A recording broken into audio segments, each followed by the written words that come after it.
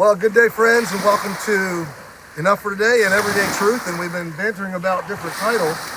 One guy suggested Enough of Kurt and Carrie. Or Enough of Everyday Truth. Yeah.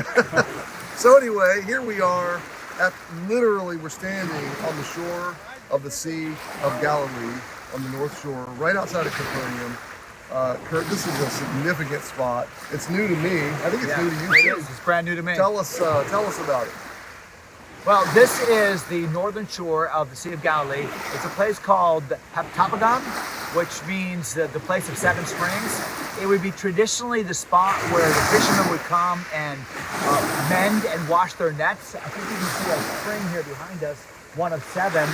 And so this would be a very typical place, for instance, for Peter, Andrew, James, and John to have come to wash their nets. And what's really significant about that is John 21. So Carrie, John 21. It's one of my favorite chapters in the whole Bible. Peter has failed colossally. I mean, he has bottomed out. He has tried every way to be successful in the eyes of Jesus. And when it really came down to it, at the Garden of Gethsemane and then later outside of Caiaphas' house, as you know, he denied Jesus after the bravado that I'm never going to deny. They might deny you, but not me. Right. He absolutely failed. And at his lowest point, he gave up. He said, I'm going fishing. And the guys went with him.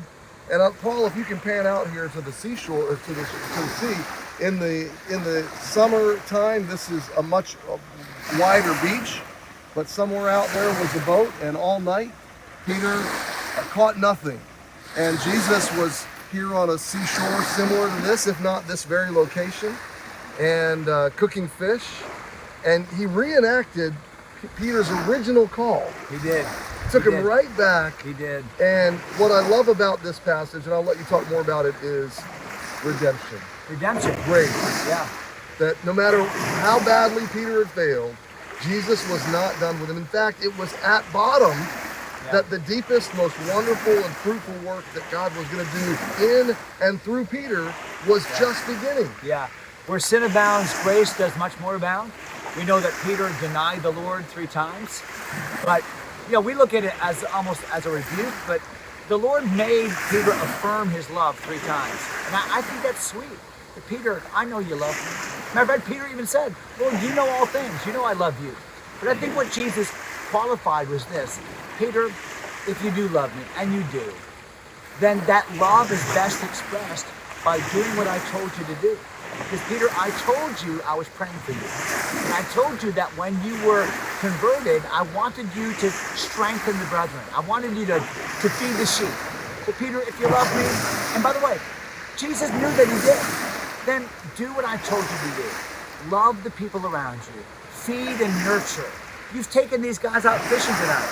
That's the opposite direction. That was your old life.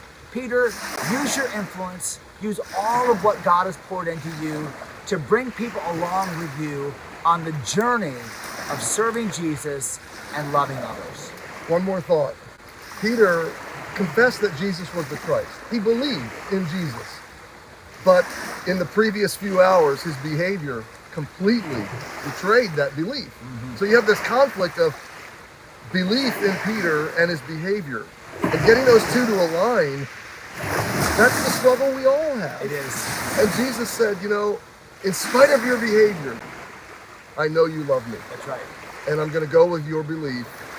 And in grace, I'm going to work with that. So my friend, regardless of your failure, get up, follow Jesus, and let him do the work he wants to do. Now, 2 weeks after denial, there was already this little bit of this turning back. But you know what?